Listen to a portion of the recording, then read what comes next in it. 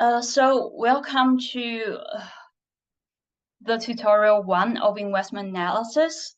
And so we are going to have an overview of investment analysis and a brief self-introduction before we start.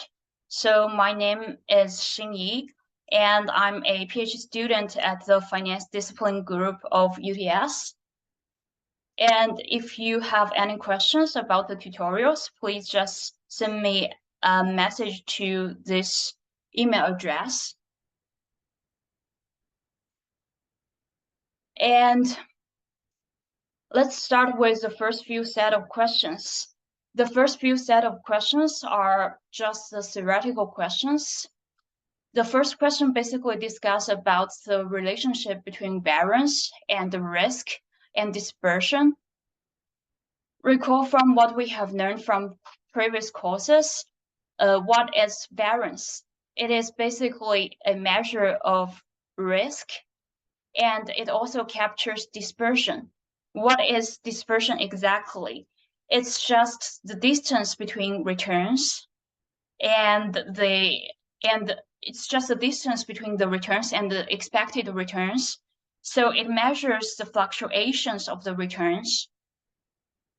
According to these 2 points, now we know that variance will be proportional to risk and also proportional to dispersion.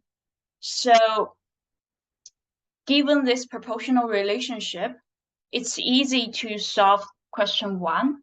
So question 1 is that question 1 asks about the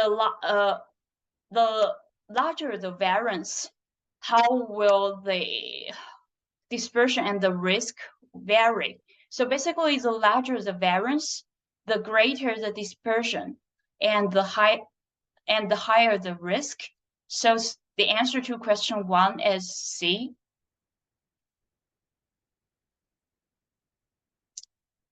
The second question asks about what does unsystematic risk refer to? When holding a portfolio, what types of risks do we face? Basically, there are 2 types of risks. One is unsystematic risk. This type of risk is firm-specific. And since it is firm-specific, we can try to avoid it by holding stocks from different companies. Or in other words, we can try to cancel out this firm-specific risk by holding stocks from different companies, and we can decrease the risk by hold a well-diversified portfolio. Another type of risk is the systematic risk, and this type of risk is market-related. Because it is market-related, so it's common for all of the stocks. And given that it is common for all of the stocks, we basically cannot avoid it by holding a well-diversified portfolio. And this systematic risk is also known as beta. And as we can see from the figure here, as the number of securities increases, as we can see from x-axis, we can see that the unsystematic risk would decrease to approximately 0, while on the other hand, the systematic risk still remain constant. So the unsystematic firm-specific risk is referred to the type of risk that we can try to decrease by holding a well-diversified portfolio. So it is a risk that can be diversifiable.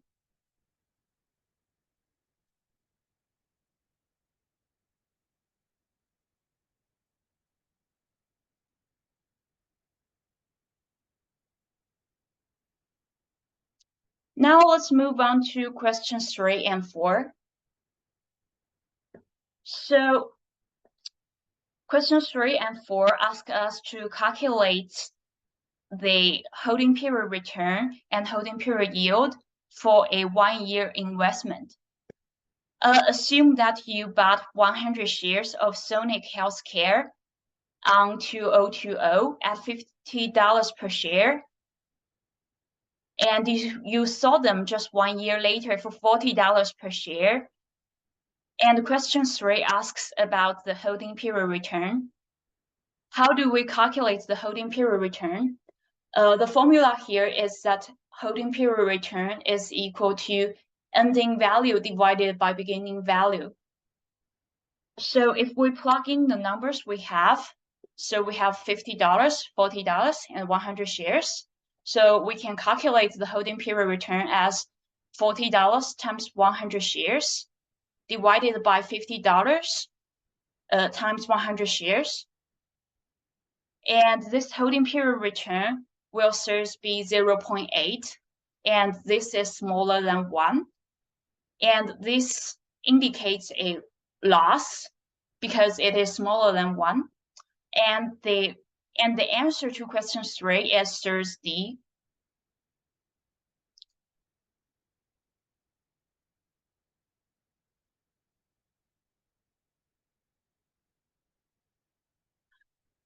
How do we calculate the holding period yield for this 1-year investment? So the formula to solve this holding period yield is just ending value divided by beginning value minus 1.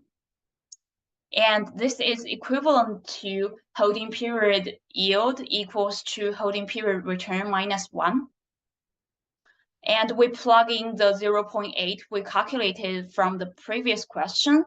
We can get that holding period yield is equal to 0.8 minus 1, and this is equal to minus 20%.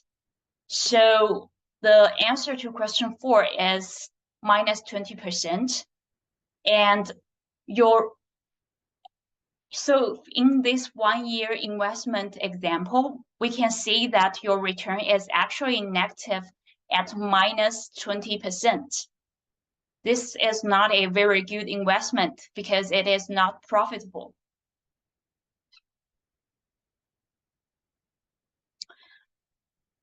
Now let's move on to question 5 and question 6. This is an example where the investment lasts for multiple years. So in question 3 and question 4, we know that the investment lasts for only 1 year, right? Now for this example, suppose you bought a CBA corporate bond on July 2018 for $750, and you sold it 3 years later for $650. In this case, it is easy to calculate the 3-year holding period return. How to calculate it? It's just the value inside this bracket. So for the 3-year holding period return, it is just equal to ending value divided by beginning value. But the question is asking about annual holding period return, right? So we need to annualize this thing here inside the bracket. So how do we do that? We simply raise it to the power of 1 over n, where n here represents the length of the investment horizon. And here, to obtain the exact number of n, we just use the ending year subtracting the beginning year. So we use 2021 to subtract 2018, which gives 3. So the annual holding period return will be 350 divided by 750 raised to the power of 1 over 3. And this annual holding period return is just 0.9534. So we should choose answer D for question 5.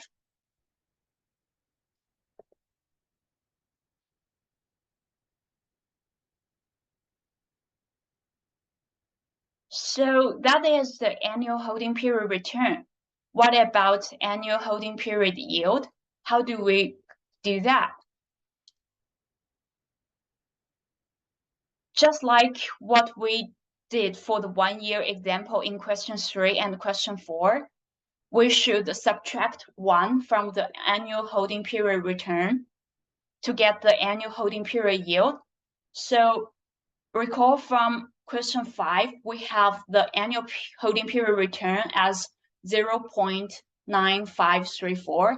So to calculate the annual holding period yield, we just use this figure 0.9534 and minus it and minus 1.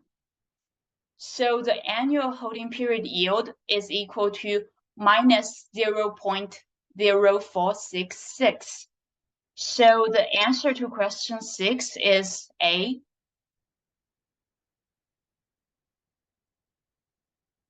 One thing about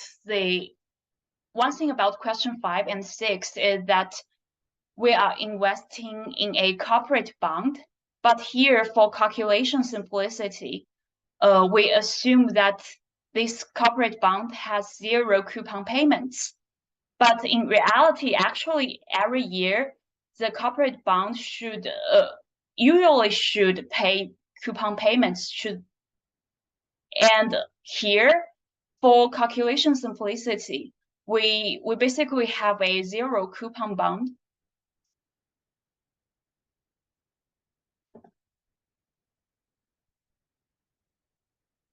Now let's move on to the expected value calculation.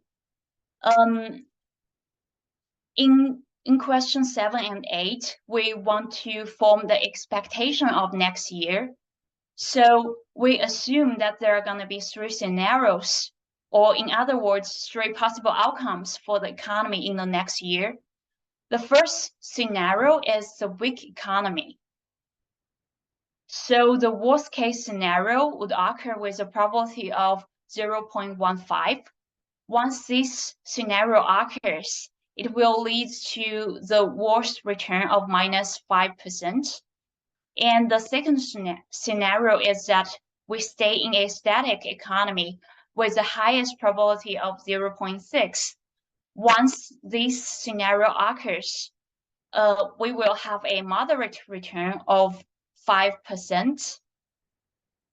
And with a probability of 0.25, we will enter a strong economy, which brings the highest return of 15%. Given all these possible outcomes and possible returns, and the corresponding possibility, we will then be able to calculate the expected return. And the formula of the expected return is given here.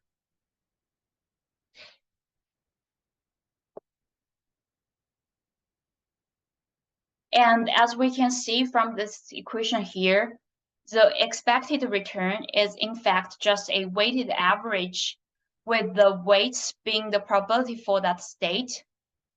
And if we look at the summation sign here, we notice that we are considering all scenarios from I equals to 1 to k. Here, because we have 3 outcomes, so k is equal to 3. And for each state I, we calculate, we just multiply the probability of that state occurring pi with the return of that state Ri, and we sum this pi times Ri term for all of the scenarios. So using this formula above and plugging all the numbers we have on the left-hand side, we will have the expected return is equal to 0.15 times minus 5%. plus 0.6 times 5% plus 0.25 times 15%. And this gives the answer of 6%. So the answer to question 7 is B.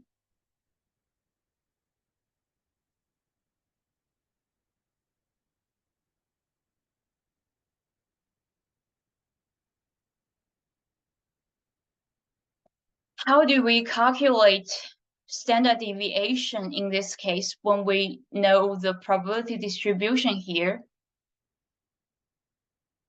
We start with the variance and then calculate the square root of the variance, which will give us the standard deviation. So the variance calculation formula is given by this equation here.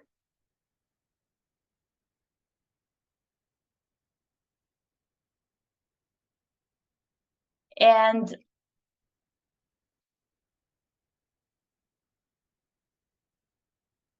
so to calculate this variance, we still need to consider all the scenarios. Look at this summation sign here. We consider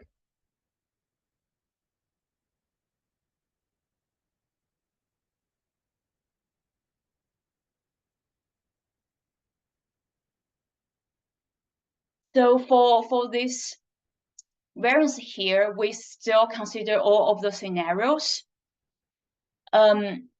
So for each of the state, we use this probability of state I occurring to time a dispersion term here. So what is this dispersion term? It is just the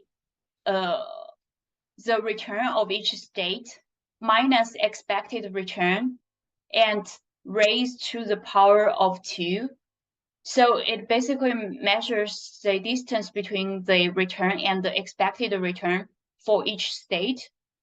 And so for each state, we calculate that Pi times this dispersion term. And for all of the states, we just sum up this term here. And this will give us the variance calculation formula. So if we plug in all the numbers, we have 0.15 times minus 5% minus 6% raised to the square plus 0.6 times 5% minus 6% to the power of 2 plus 0.25 times 15% minus 6% to the power of 2. And this gives a variance of 0.39%. And to get the standard deviation, we just take a square root of this variance. So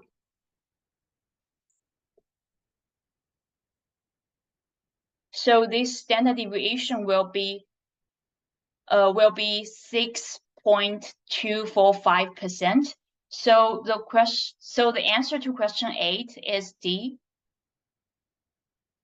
I saw that somebody in the chat asks about the question 6. I will go back to question 6 after I finish.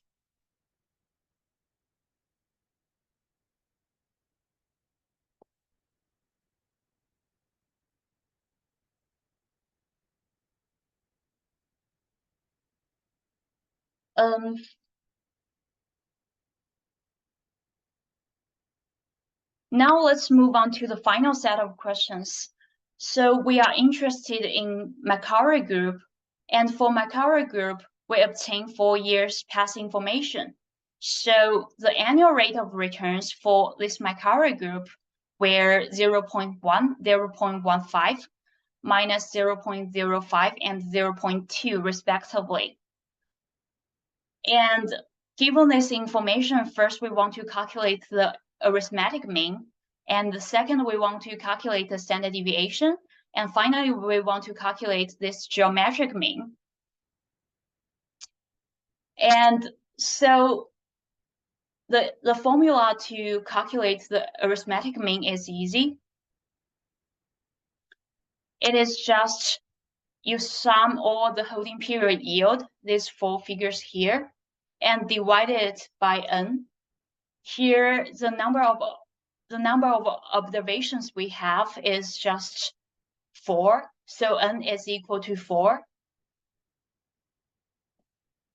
So to calculate this, we plug in all the numbers. We have the arithmetic mean is equal to 0.1 plus 0.15 minus 0.05 plus 0.2, and we divide this by 4. This gives the arithmetic mean of 0.1.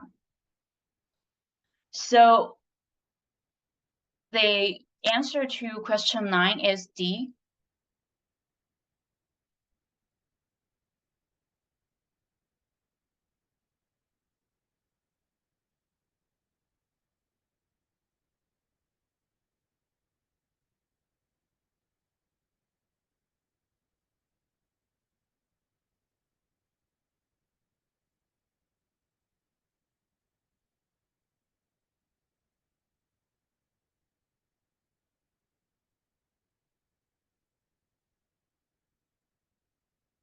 So when using this historical information just like this, or the sample information to calculate standard deviation, we do not use the formula from question 8 anymore.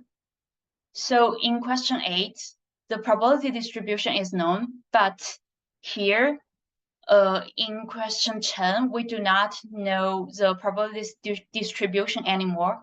So if we go back to question 8,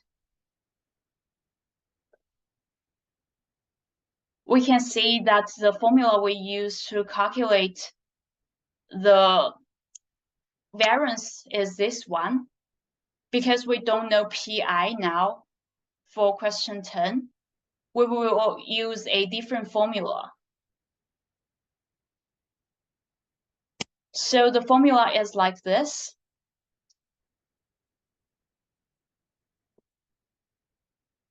So as we can see here, again, we have a summation sign in the numerator.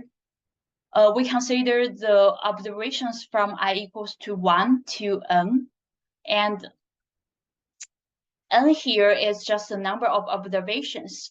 And for each observation, we calculate again a dispersion term. What is exactly the dispersion term? It is just the holding period yield minus the expected holding period yield and raised to the power of 2. And this expected holding period yield is just the arithmetic mean. But one thing we need to notice is that the numerator we use is n minus 1. Why do we use n minus 1 instead of n? So n here is the number of observations. But we use n minus 1 because the expected holding period yield, or the arithmetic mean we just calculated before, it is an estimated figure. So because of this estimation, we just lose 1 degree of freedom. So the numerator is n minus 1 instead of n.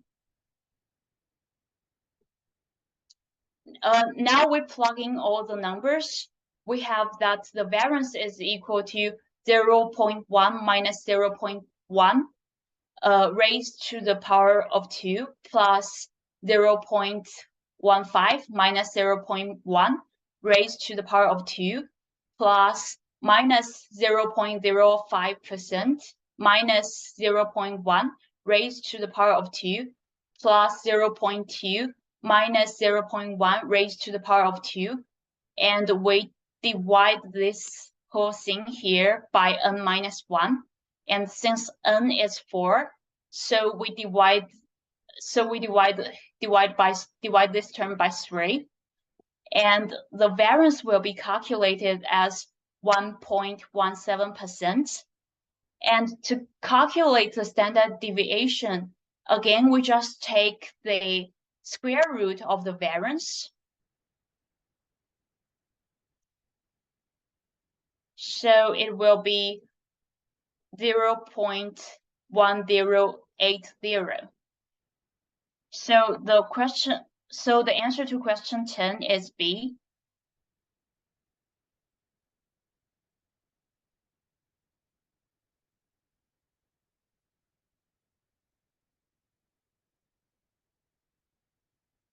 So far, we have discussed how to calculate this arithmetic mean. Now, question 11 will ask us to calculate the geometric mean. Basically, geometric mean is the difference between geometric mean and arithmetic mean is that geometric mean is a better estimate of the annual growth rate of your portfolio. And also, the geometric mean will always be smaller than this arithmetic mean.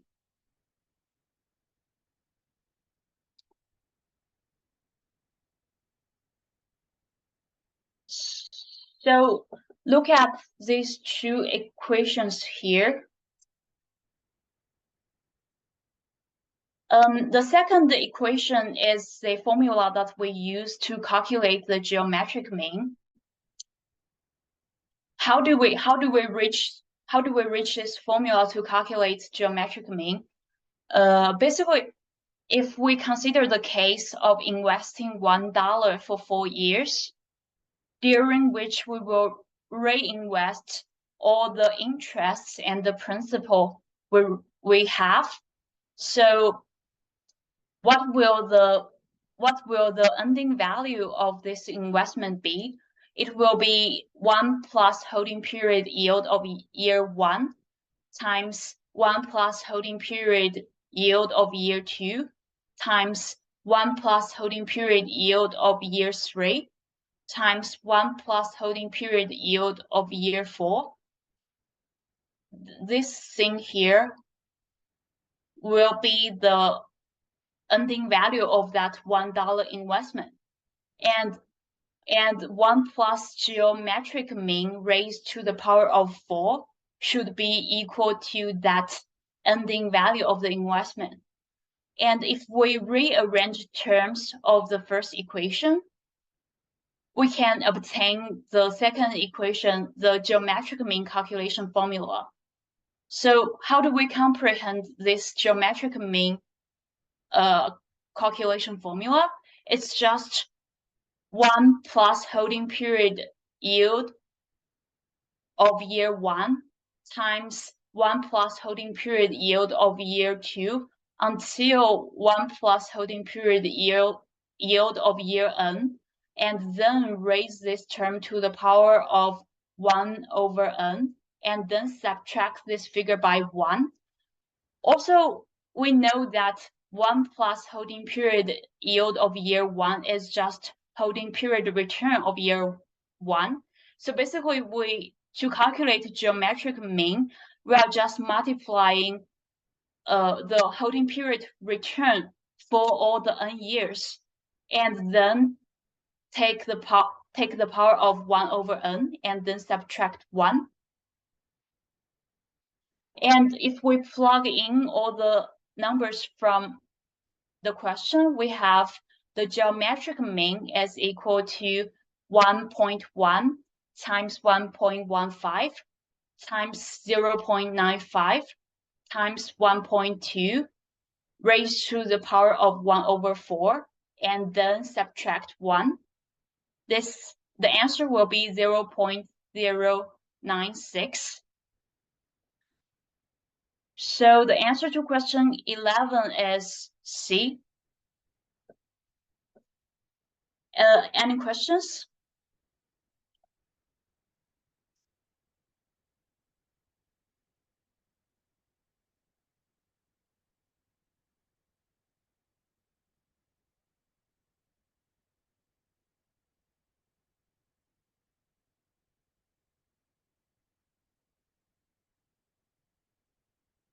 So if you guys have any questions, feel free to leave it in the chat box or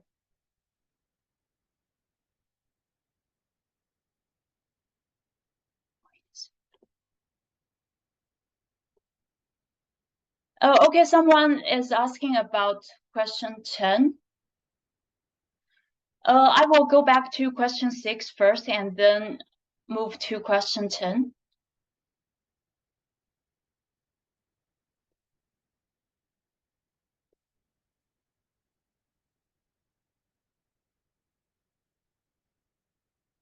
So if you don't have any questions, feel free to leave. Otherwise, feel free to stay and ask the question.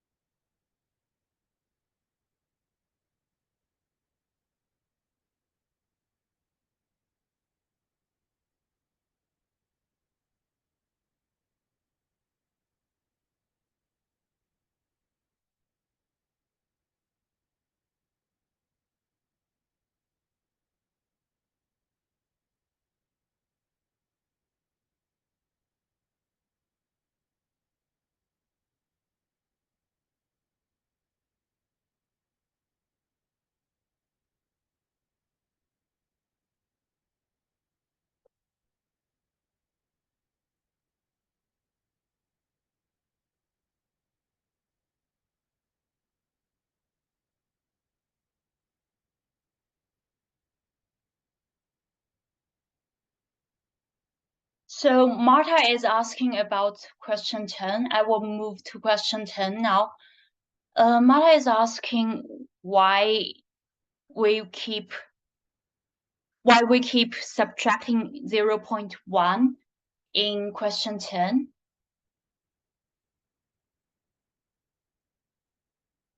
So this 0.1 is just corresponding this expected holding period yield. And this, what does this expected holding period yield refer to? It's just the arithmetic mean we calculated in question 9. So you see in question 9, we have that the arithmetic mean is 0.1. So it is an estimated mean. So we basically just plug in this estimated mean into this formula. That's why we keep subtracting 0.1.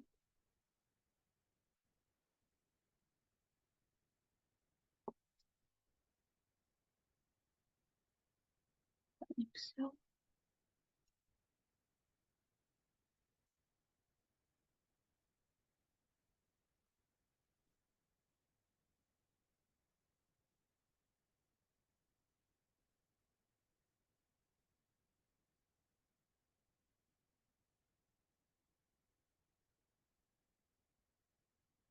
Okay, any more questions? Samantha, you are asking, is there any Excel workings for the quizzes and exam? Are you asking about tutorials or exams? For tutorials, we will have more Excel workings for later sessions.